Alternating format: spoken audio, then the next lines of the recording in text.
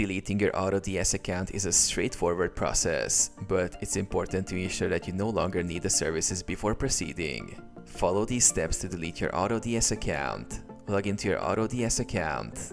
Go to the AutoDS website and log in using your credentials. Navigate to Account Settings. Once logged in, click on your profile icon or your username, usually located in the top right corner of the dashboard. From the drop-down menu, select Settings or Account Settings. Locate the Account Deletion option.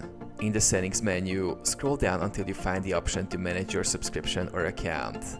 Look for the Delete Account or Cancel Subscription option. Request account deletion. Click on the Delete Account button.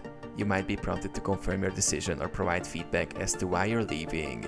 Follow the confirmation steps, which may include confirming via email.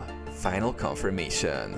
Once you confirm, your AutoDS account will be scheduled for deletion, and all your stored data, such as product listings, will be removed.